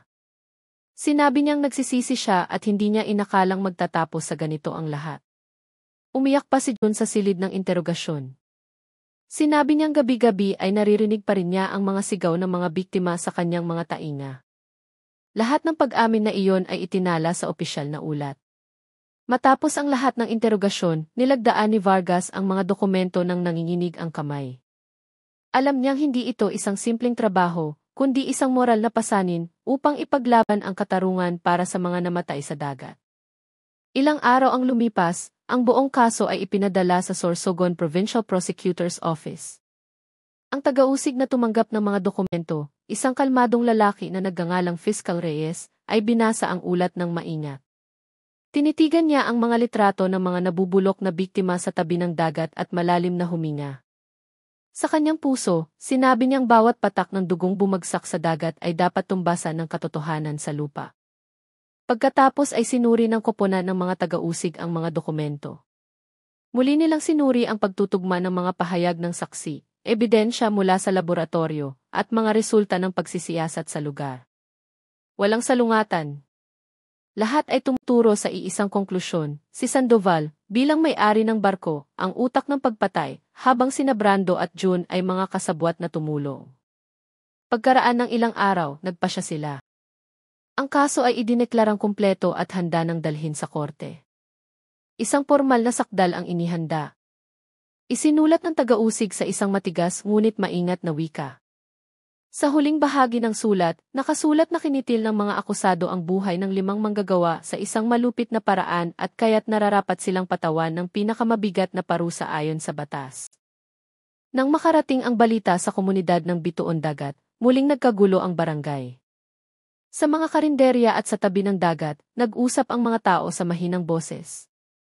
May mga nakahinga ng maluwag, mayroon ding nalungkot. Hindi nila inaasahan na ang katarungang dati tila malayo ay darating mula sa parehong dagat kung saan nangyari ang trahedya. Sa isang maaraw na hapon, nakatayo si Vargas sa pantalan. Ang barkong perlas ng dagat 07 ay tahimik pa rin sa kanyang lugar, unti-unti nang nabubulok dahil sa hangin at tubig alat. Matagal niyang tinitigan ang barko at sinabi sa kanyang sarili na marahil ay malapit na itong i-auction o sirain. Ngunit ang alaala ng nangyari sa ibabaw nito ay hindi kailanman maglalaho. Dahan-dahang dumating ang mga alon sa paanan ng pantalan, nagiging puting bula. Bahagyang umiti si Vargas. Alam niyang hindi pa tapos ang paglalakbay. Magsisimula na ang paglilitis at doon, tunay na magsasalita ang batas. Ngunit sa likod ng lahat, alam din niyang nagawa na ng dagat ng Bituon Dagat ang kanyang bahagi. Ibinabalik na nito ang katotohanang dating nilamon ng madilim na gabi. Kakaiba ang pakiramdam sa Sorsogon mula pa noong madaling araw. Daan-daang tao ang nakatayo na sa labas ng gusali ng Regional Trial Court. Malamig pa ang hangin, ngunit nagsisimula ng sumilip ang araw sa likod ng manipis na ulap. Ang mga tao ay nagmula sa iba't ibang bayan sa baybayin, mula Bituon Dagat, Bulan hanggang Gubat. Nais nilang masaksihan ang malaking paglilitis na naging usap-usapan sa loob ng maraming buwan. Mahigpit ang pagbabantay ng mga pulis sa harap ng gate. May mga inang may dalang tubig at panyo, naghihintay sa ilalim ng isang malagong puno. Ang mga lalaki ay nakaupo sa gilid ng bangketa, nag-uusap ng mahina, na para bang natatakot na guluhin ang nakakabinging katahimikan. Kabilang sa kanila ang mga pamilya ng mga biktima, mga pagod na mukha na nagpipigil ng iyak. Pagsapit ng 9:00 ng umaga, 3 sasakyan ng kulungan ang huminto sa harap ng gusali. Bumukas ang mga bakal na pinto at isa-isang inilabas ang 3 akusado. Nauna si Sandoval, nakasuot ng kupas na puting damit. Maputla ang kanyang mukha. Sumunod sina Brando at June, nakayuko. Tahimik na gumalaw ang karamihan. Tanging ang mga buntong hininga at ang tunog ng mga kamera ng mga reporter ang maririnig. Sa loob ng silid ng korte, mabigat ang hangin. Ang mga puting pader ay sumasalamin sa maliwanag na ilaw. Sa harap, ang hukom, isang matandang lalaki na may matalinong mukha, ay nakaupo ng tuwid sa kanyang upuan. Sa kaliwa, inihanda ni Fiscal Reyes ang mga dokumento ng sakdal. Sa kanan, tahimik na nakaupo ang abogado ng depensa, hawak ang isang pluma. Nang buksan ang sesyon, lahat ay tumayo. Ang tunog ng martilyo ay marahan ngunit matatag. Sinimulang basahin ng taga-usig ang sakdal. Ang kanyang boses ay walang emosyon, ngunit may panginginig na nagpapasikip sa dibdib. Ipinaliwanag niya kung paano sinadyang kinitil ni Sandoval, kasama sina Brando at June, ang buhay ng 5 manggagawa at itinapon ang kanilang mga katawan sa dagat upang pagtakpan ang kanilang ginawa. Ilang beses na narinig ang mahinang pag-iyak mula sa mga upuan ng manonood. Isang ina ang nagtakip ng mukha gamit ang isang panyo. Isang binata ang yumuko, hindi kayang marinig ang mga detalye. Humingi ng katahimikan ang hukom at muling naging tahimik ang silid. Matapos basahin ang sakdal, tinawag ang mga saksi. Mabibigat ang mga hakbang ni Leo papunta sa harap. Nakasuot siya ng simpleng kulay abong polo. Maputla ngunit kalmado ang kanyang mukha. Lahat ng mata ay nakatuon sa kanya. Yumuko siya bilang paggalang sa hukom at umupo sa upuan ng saksi. Tinanong ng hukom kung handa siyang magbigay ng tapat na testimonya.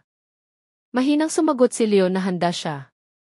Pagkatapos ay sinimulan niyang ikwento ang lahat ng nakita niya ng gabing iyon sa barkong perlas ng dagat 07. Hindi mataas ang kanyang boses, ngunit malinaw ang bawat salita. Ikinuwento niya kung paano nagsimula ang awayan, kung paano pinalo ni Sandoval ang unang biktima, at kung paano nakisali sina Brando at June sa karahasan. Nang dumating siya sa bahaging pinilit siyang tumulong sa pagtatapon ng mga bangkay sa dagat, nanginginig ang kanyang boses, dumaloy ang mga luha sa kanyang mga pisngi. Ngunit nagpatuloy pa rin siya. Sinabi niyang gabi-gabi mula nang mangyari iyon, lagi niyang naririnig ang tunog ng alon na tumatawag sa kanyang pangalan, na para bang ayaw siyang patahimikin ng dagat hanggat hindi siya nagsasabi ng totoo. Naging tahimik ang silid ng korte. Maging ang hukom ay napayuko sandali. Huminto sa pagsusulat ang taga-usig, nakikinig ng may tensyon. Sa upuan ng mga akusado, ipinikit ni Sandoval ang kanyang mga mata habang kinagat ni Brando ang kanyang labi at tahimik na umiyak si June. Pagkatapos ni Leo, tinanong ng hukom kung mayroon pa siyang gustong sabihin. Dahan-dahan siyang tumango. Sinabi niyang hindi siya isang santo, na nagkasala rin siya dahil natakot siya at nanahimik ng matagal. Ngunit gusto niyang maging payapa ang mga kaluluwa ng kanyang mga kaibigan at gusto niyang manindigan ang katarungan sa katotohanan, hindi sa kasinungalingan. Maraming tao ang napaiyak sa mga salitang iyon. Ilang residente ang marahang nagdasal, humihiling na maging patas ang paglilitis. Tinuktok ng hukom ang martilyo, hudyat ng pagtatapos ng sesyon ng testimonya para sa araw na iyon. Tinitigan niya si Leo at sinabing ang kanyang katapangan ay itatala bilang bahagi ng katotohanang nagdala ng liwanag sa kadiliman. Nang bumaba si Leo mula sa upuan ng saksi, nanginginig ang kanyang mga hakbang. Sa pintuan, hinawakan ng isang ina mula sa pamilya ng biktima ang kanyang kamay at bumulong na huwag na niyang sisihin ang kanyang sarili. Pinatawad ka na ng dagat, sabi niya sa mahinang boses. Yumuko si Leo, basa ang kanyang mga mata. Nagtapos ang unang araw ng paglilitis bago magtanghali. Sa labas, mataas na ang sikat ng araw at nagsisimula ng manakit sa balat. Dahan-dahang lumabas ang mga tao, nag-uusap sa mahinang boses. Walang galit, tanging pagod at ginhawa dahil sa wakas ay nasabi na ang katotohanan sa tamang lugar. Dinala pabalik si Sandoval sa sasakyan ng kulungan. Tumingin siya sa labas ng bintana, nakikita ang dagat sa malayo. Doon, kumikinang ang tubig sa ilalim ng liwanag. Ipinikit niya ang kanyang mga mata. Hindi malaman kung nagsisisi o sumusuko na.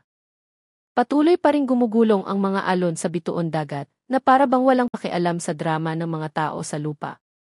Sa tabi ng dagat, isang matandang mangingisda na nakarinig ng balita tungkol sa paglilitis ang nakaupo sa ilalim ng isang bangka, nakatingin sa dagat habang bumubulong na ang katarungan ay parang pagtaas ng tubig. Mabagal ngunit tiyak na darating. At kapag dumating na ang oras, walang makakapigil sa alon ng katotohanan. Nagsimula ang ikalawang araw ng paglilitis na may makulimlim na kalangitan. Mababang nakabitin ang mga kulay abong ulap sa itaas ng gusali ng korte sa Sorsogon, na para bang nakikiramay ang kalikasan sa kabigatan ng sitwasyon. Muling dumating ang mga tao mula pa noong umaga. May mga dalang payong, may mga dalang litrato ng kanilang mga mahal sa buhay na pumanaw na.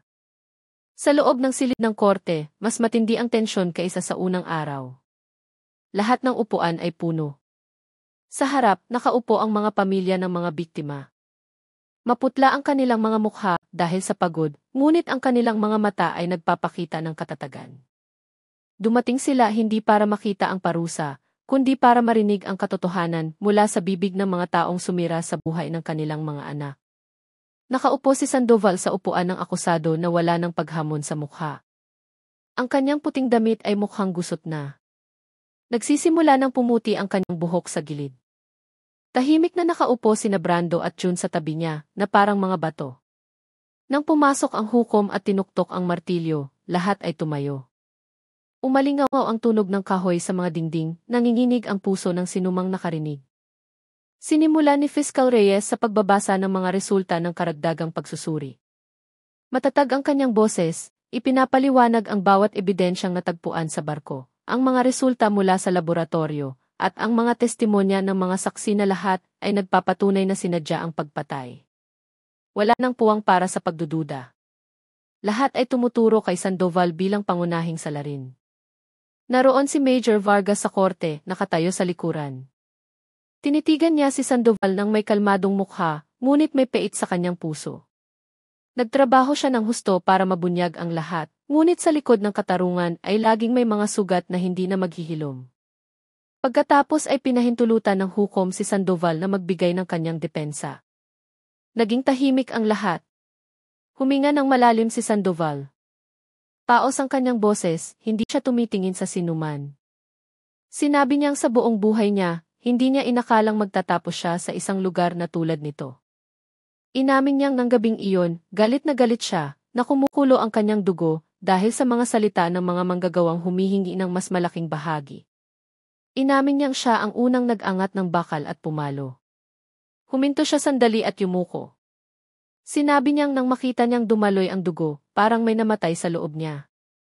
Ngunit huli na para huminto. Inamin din niyang inutusan niya sina Brando at June na linisin ang barko, na siya mismo ang tumulong sa pagtatapon ng mga katawan sa dagat. Narinig ang mga iyak mula sa mga manonood. Isang ina ang yumakap sa litrato ng kanyang anak habang humihikbi. Isang ama ang matalim na nakatingin kay Sandoval, ngunit walang sinabi. Tanging mga luha ang bumagsak ng hindi mapigilan. Nagpatuloy si Sandoval. Sinabi niyang mula ng araw na iyon, hindi na naging payapa ang kanyang mga gabi. Naririnig niya ang tunog ng alon sa kanyang mga tainga, tumatawag sa parehong tono ng mga sigaw ng mga biktima. Sinabi niyang sinubukan niyang pakalmahin ang sarili sa pamamagitan ng pagdarasal, ngunit sa tuwing ipipikit niya ang kanyang mga mata, bumabalik ang kanilang mga mukha. Nagsisisi siya, ngunit hindi na maibabalik ng pagsisisi ang buhay ng sinuman. Yumuko ng malalim si Brando habang malakas na umiyak si June. Humingi siya ng tawad sa mga pamilya ng mga biktima, sinasabing siya ay isang batang natakot lamang sa utos. Walang sumagot mula sa mga pamilya ng biktima. Nanatili silang tahimik, hinahayaang maging pinakatapat na wika ang mga luha. Nagbigay ng sandaling pahinga ang hukom bago ipagpatuloy ang sesyon. Tinitigan niya ang lahat sa silid at sinabing walang panalo sa isang kasong tulad nito. Sa isang banda, dapat ipatupad ang batas, ngunit sa kabilang banda, ang mga buhay na nawala ay hindi na kailanman maibabalik. Pagkatapos ay ibinigay ng taga-usig ang kanyang opisyal na hiling sa matigas na boses. Sinabi niyang ang mga ginawa ng mga akusado ay nakakatugon sa mga elemento ng planadong pagpatay, ginawa ng sama-sama na may kalupitan.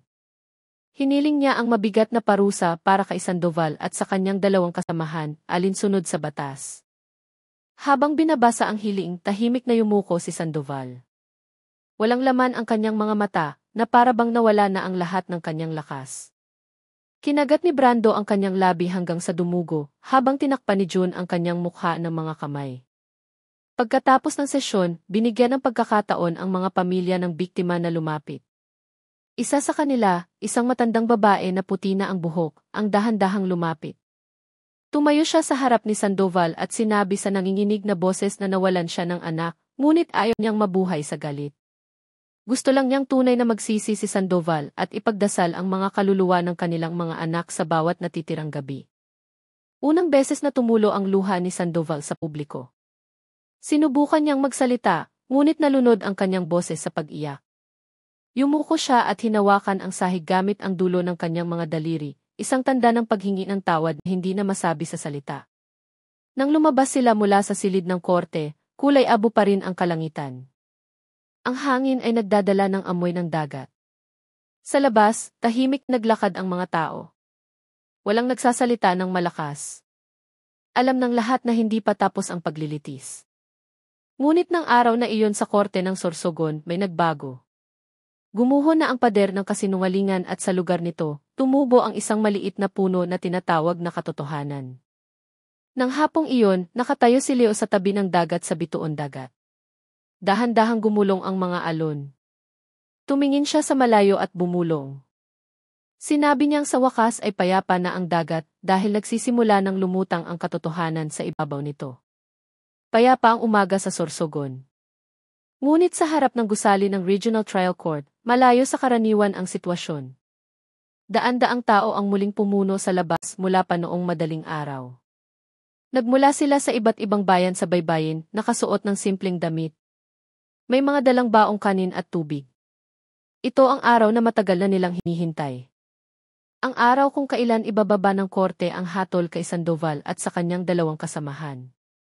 Sa loob ng silid ng korte, ang katahimikan ay parang sa isang libingan. Puno ang bawat upuan. Marami pa ang nakatayo sa likuran.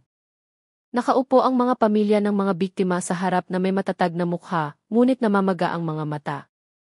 Sa kabilang dako, handa na ang mga reporter mula sa iba't ibang lokal na pahayagan. Dahan-dahang pumasok ang hukom. Mukha siyang pagod ngunit matatag ang kanyang paningin.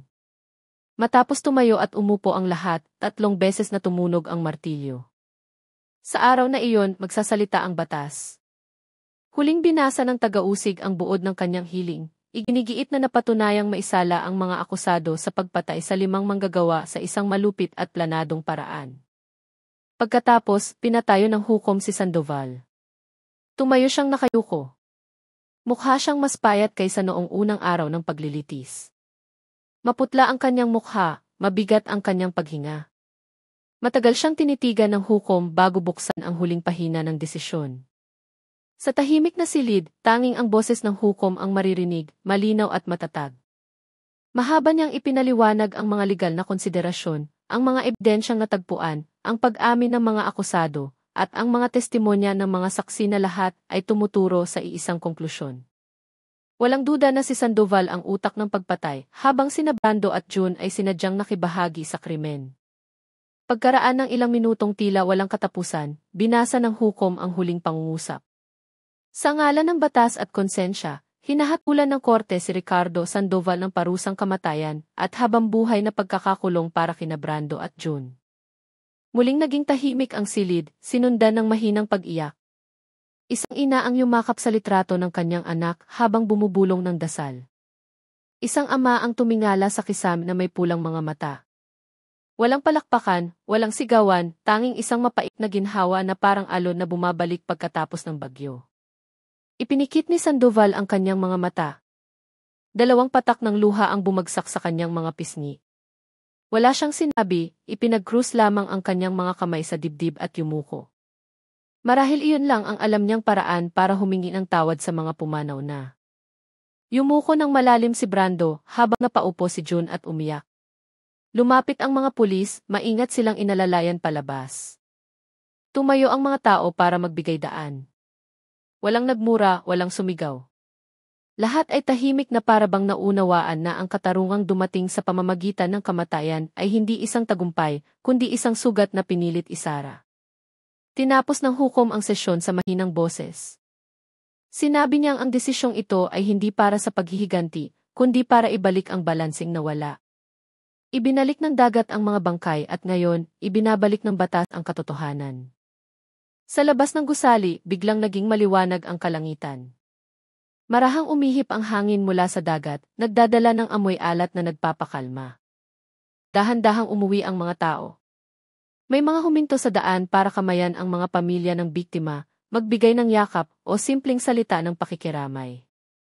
Nakatayo si Leo sa ilalim ng isang matandang puno ng sampalok sa harap ng korte. Tumingin siya sa asul na kalangitan na nagsisimulang magbukas. Sa kanyang puso, may isang ginhawang mahirap ipaliwanag. Alam niyang hindi na mabubura ang lahat ng nangyari, ngunit kahit paano, natagpuan na ng katotohanan ang kanyang daan.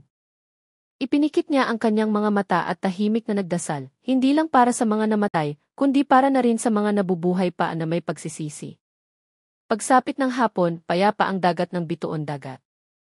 Nagsisimula nang bumalik ang mga bangka ng mangingisda. Kumikinang ang mga alon sa ilalim ng papalubog na araw. Sa malayo, naglalaro ang mga bata sa dalampasigan, hinahabol ang puting bula.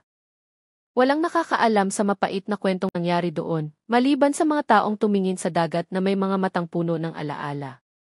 Sa tabi ng dagat, mag-isang nakatayo si Major Vargas. Tinitigan niya ang kumikinang na tubig. Hinahangin ang kanyang buhok, dala ang paulit-ulit na tunog ng alon. Sa kanyang puso, mahina niyang sinabi na hindi talaga nag-iingat ng kasinungalingan ang dagat ng matagal. Maaga man o huli, laging ibabalik ng alon ang katotohanan. Dahan-dahang lumubog ang araw sa kanluran. Ang kulay kahel na liwanag ay sumasalamin sa ibabaw ng tubig, na para bang nasusunog ang dagat. Sa gitna ng tunog ng hangin at hampas ng alon, narinig ang mahinang bulong ng isang matandang mangingisda na nag-aayos ng kanyang lambat. Sinabi niyang ang dagat ay makatarungan sa sarili nitong paraan. Nilulunok nito ang masama, ngunit ibinabalik din ang katotohanan sa mga taong mailakas ng loob na pakinggan ang kanyang tinig. At nang gabing iyon, sa ibabaw ng malamig na buhangin ang bituon dagat, umihip ang hangin, nagdadala ng amoy alat at mga panalangin. Panalangin para sa mga nawawalang kaluluwa at para sa mga taong natutunan na maaaring mahuli ang katarungan, ngunit hindi ito kailanman nawawala sa mundo. Mula nang matapos ang paglilitis, naging usap-usapan ang pangalan ni Leo sa buong bituon dagat. May mga pumuri sa kanya dahil sa katapangang magsalita ng totoo. Mayroon ding mga tumitingin sa kanya ng may awa at takot. Sa mata ng ilan, siya ay isang pangunahing saksi na tumulong sa pagbunyag ng katotohanan. Ngunit para sa kanyang sarili, nanatili siyang isang lalaking may pasa na kasalanan, kahit na hindi siya ang nagbuhos ng dugo. Ilang linggo matapos ang hatol, nagpasya si Leo na hindi na bumalik sa pagtatrabaho sa dagat. Ibinenta niya ang kanyang maliit na bangka at nanirahan sa isang lumang bahay na pamana ng kanyang ama sa gilid ng barangay. Simple lang ang bahay, gawa sa kahoy na may bubong na nipa at nakaharap mismo sa dagat. Tuwing umaga, nakaupo siya sa beranda, pinagmamasdan ang mga alon. Minsan, mahina siyang nagsasalita na para bang nakikipag-usap sa dagat. Madalas niyang sinasabi na ang dagat ay parang tao. Nakakapagpakalma, ngunit nakakapanghingi rin ng pananagutan. Ayaw ng dagat na masaktan at hindi ito kailanman nakakalimot. Sa kanyang katahimikan, nag-iingat ang dagat ng maraming pangalan at tatawagin lamang ito kapag oras na. Ang mga araw ni Leo ay napuno ng maliliit na gawain. Tinutulungan niya ang mga batang mangingisda sa pag-aayos ng lambat, pagtatapal ng mga butas sa bangka, o pagtuturo kung paano basahin ang direksyon ng hangin. Minsan, pumupunta siya sa palengke dala ang huli ng iba para ibenta. Simple ang kanyang pamumuhay, hindi gaanong nagsasalita, ngunit bawat kilos niya ay puno ng pasensya at katapatan. Tinatawag siyang Tio Leo ng mga bata sa barangay. Madalas silang pumupunta sa kanyang bahay tuwing hapon, umuupo sa hagdan ng kahoy habang nakikinig sa mga kwento tungkol sa dagat. Hindi kailanman ikinuwento ni Leo ang madilim na gabi sa barkong perlas ng dagat, ngunit lagi niyang tinatapos ang kanyang mga kwento sa parehong pangungusap. Sinasabi niyang laging susubukin ang dagat ang puso ng tao, kung dumating ba ito para maghanap ng biyaya o para hamunin ang Diyos. Kapag bumagsak ang gabi at dala ng hangin ang tunog ng alon sa kanyang bintana, mag-isang nakaupo si Leo na may maliit na gasera sa mesa. Binabasa niya ang mga bersikulo ng dasal sa mahinang boses. Sa ibabaw ng mesa, may 5 maliliit na bato mula sa dalampasigan kung saan natagpuan ang mga bangkay. Maingat niya itong inayos at nagsindi ng insenso sa tabi. Sinasabi niyang ang mga batong iyon ay simbolo ng paalala para hindi siya makalimot. Sa tuwing nagsisindi siya ng insenso, nararamdaman niyang may mahinang bulong mula sa dagat, hindi galit, kundi pagpapatawad. Isang maaraw na umaga, naglakad si Leo sa lumang pantalan. Doon, naghahanda ang ilang matatandang mangingisda ng kanilang mga lambat. Isa sa kanila, si Mang Isko, ang tumapik sa kanyang balikat at sinabing oras na para bumalik siya sa dagat. Ngunit mumiti lang si Leo. Sinabi niyang sapat na ang mga aral na ibinigay sa kanya ng dagat. Ngayon, oras na para alagaan niya ang lupa. Bilang kapalit, tinutulungan niya ang mga kabataan na matutong mag-ayos ng makina ng bangka at alagaan ang kanilang mga kagamitan. Nagsimula rin siyang magsulat sa isang maliit na kwaderno. Naglalaman ito ng mga kwento tungkol sa buhay sa dagat, tungkol sa pagsisikap, panalangin at sa panganib ng kasakiman. Hindi niya alam kung mababasa ba ito ng iba, ngunit isinulat niya ito sa pag-asang may matututo mula sa kanyang mga pagkakamali. Isang hapon, habang lumulubog ang araw at naging kulay ginto ang kalangitan, naglakad si Leo sa tabi ng dagat. Dala niya ang isang tali ng sampagita. Dahan-dahan niya itong inihagis sa dagat habang tahimik na nagdarasal para sa kanyang 5 kaibigan. Dinala ng alon ang mga bulaklak, lumutang, at nawala sa likod ng huling sinag ng araw. Sa sandaling iyon, naramdaman ni Leo na gumaan ang kanyang puso sa unang pagkakataon. Tinitigan niya ang dagat na may basang mga mata, ngunit may maliit na ngiti sa kanyang mga labi. Alam niyang sa wakas ay pinatawad na siya ng dagat, at pinatawad na rin niya ang kanyang sarili.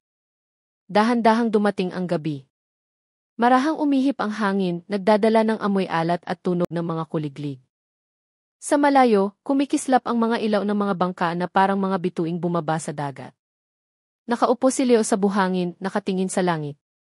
Naalala niya ang mga salita ni Major Vargas na hindi masusuhulan at hindi maluloko ang dagat. Hihintayin lang nito ang tamang oras para ibalik ang nakatago. Dahan-dahan siyang tumango. Ngayon, alam na niyang hindi lang ang dagat ang nagbabalik ng katotohanan, kundi pati na rin ang taong may lakas ng loob na aminin ito. Sa kanyang simpleng bahay, mahina pa ring nakasindi ang gasera. Sa dingding, nakasabit ang isang piraso ng sulat kamay ni Leo, maaaring mabuhay ang tao mula sa dagat, ngunit huwag na huwag subukang labanan ang konsensya sa loob nito. At sa labas, patuloy na dumating at umalis ang mga alon ng bituon dagat. Hindi na nagdadala ng mga lihim, kundi ng kapayapaan para sa mga natuto mula sa kanilang mga sugat. Lumipas ang mga taon ng payapa sa barangay Bituon Dagat. Patuloy na dumating at umalis ang dagat sa parehong ritmo. Ang mga alon ay humahampas sa mga bato, umiikot ang mga gaviota sa asul na kalangitan, at naglalaro ang mga bata sa buhangin.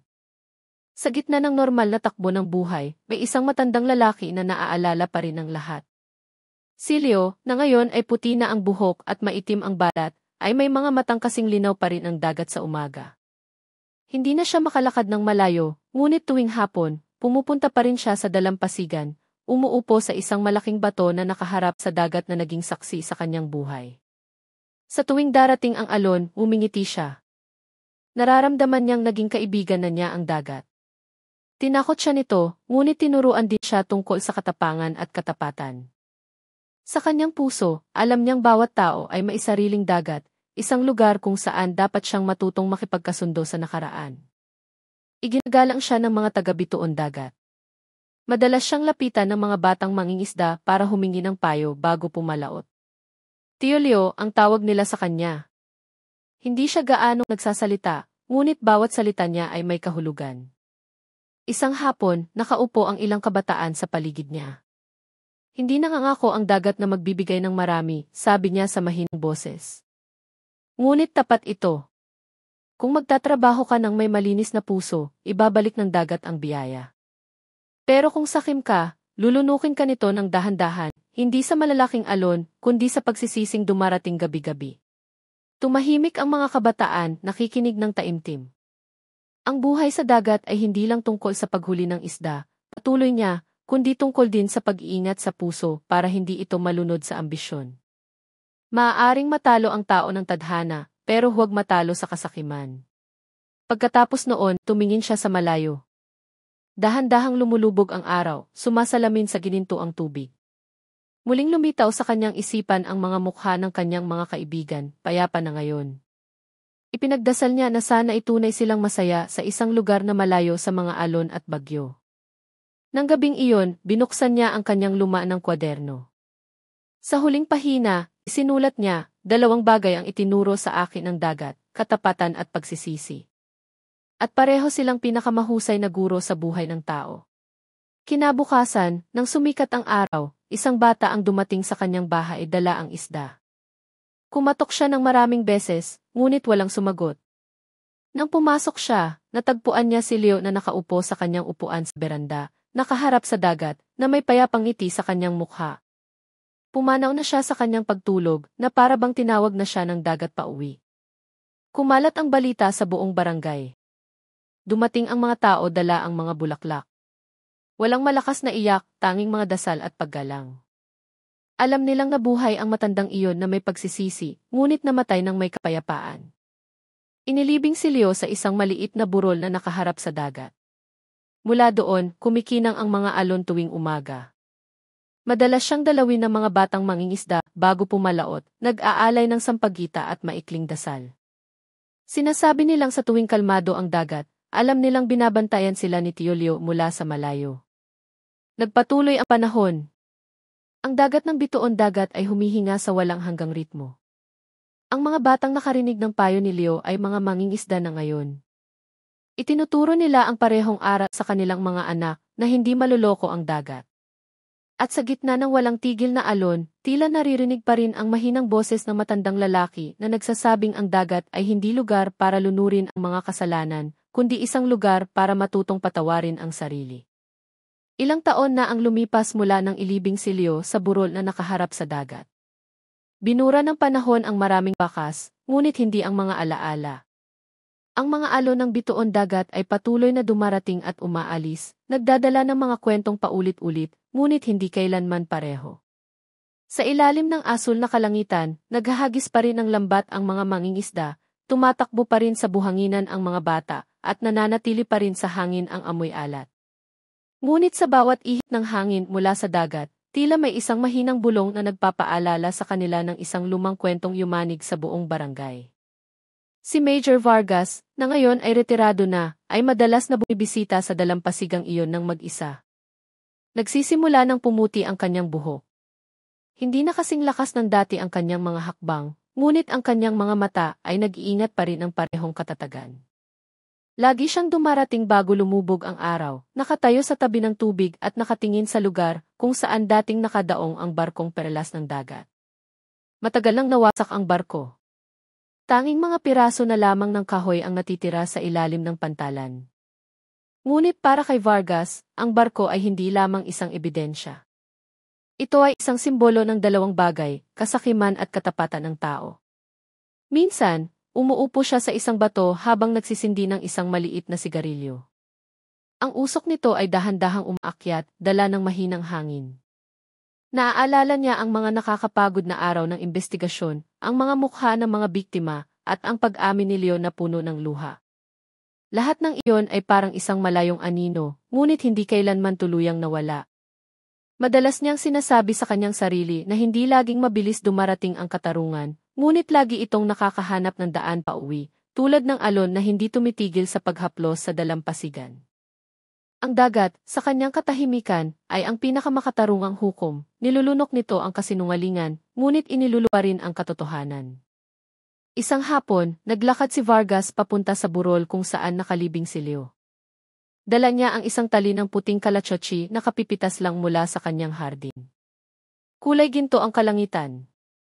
Mababang lumilipad ang mga gaviota sa ibabaw ng tubig. Inilagay niya ang mga bulaklak sa ibabaw ng puntod at umupo sandali. Mahina siyang nagsalita, na para bang nasa tabi niya pa rin si Leo.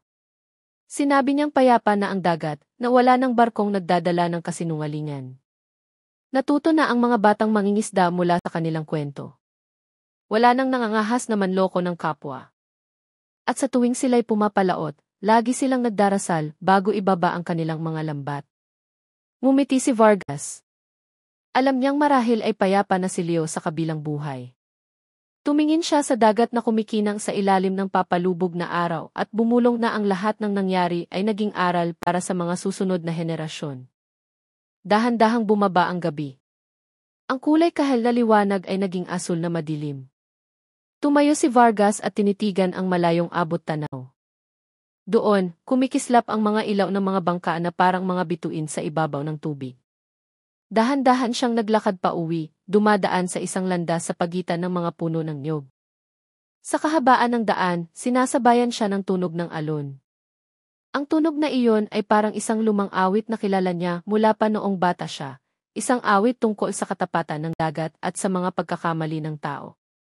Sa kanyang puso, alam niyang ang kwentong ito ay hindi kailanman tunay na magtatapos, dahil magpapatuloy ang buhay ng dagat at patuloy na darating ang mga tao, dala ang kanilang mga pangarap, pag-asa, at minsan, pati na rin ang kasalanan. Sa mga sumunod na taon, ang trahedya ng barkong perlas ng dagat ay naging isang alamat sa bituon dagat.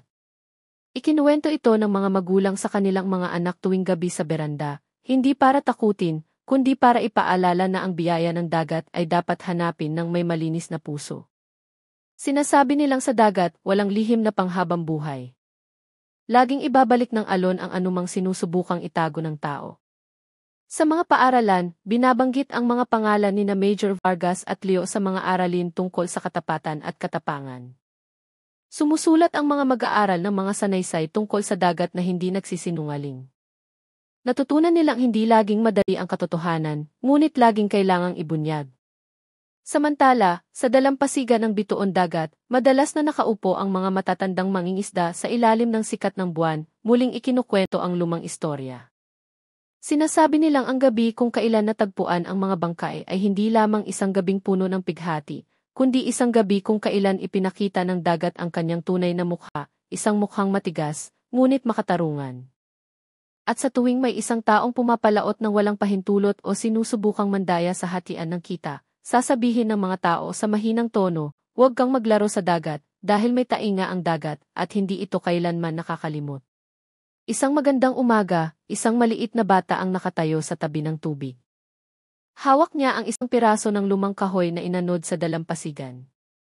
Sinabi ng kanyang ina na marahil ay tira iyon ng isang lumang barko. Tumingin ang bata sa dagat at nagtanong, "Inay, bakit laging may ibinabalik ang dagat?" Ngumiti ang kanyang ina at sumagot, "Dahil ayaw ng dagat na mag-ingat ng kasinungalingan, anak. Gusto niyang laging maging malinis, tulad ng puso ng tao na dapat laging tapat para hindi malunod." Dahan-dahang tumango ang bata at inihagis pabalik ang kahoy sa tubig. Lumutang ito sa ibabaw ng alon, dahan-dahang lumayo. Sa malayo, sumikat ang araw, sumasalamin sa gininto ang liwanag sa ibabaw ng dagat. Lumilipad ang mga ibon sa itaas nito at payapa ang hangin. Muling nabuhay sa kapayapaan ang bituon dagat. Ang dagat nito ay nanatiling asul, ang hangin nito ay nanatiling banayad. Ngunit sa bawat haginit nito, may nakatagong isang walang hanggang mensahe. Maaaring maantala ang katotohanan, ngunit hindi ito kailanman nawawala. Ang dagat ay laging magiging saksi, at ang mga alon ay laging magiging tinig ng Diyos na nagpapaalala sa tao na huwag kalimutan ang kanyang konsensya. At ganoon, ang kwento ng madilim na lihim sa dagat ng bituon dagat ay naging bahagi na ng hininga ng barangay mismo, ikinukwento sa bawat henerasyon, upang ang bawat taong nabubuhay mula sa dagat ay matuto ng isang simpleng ngunit banal na aral, na ang katapatan ang pinakamatibay na lambat na makapagliligtas sa sinuman mula sa pagkalunod.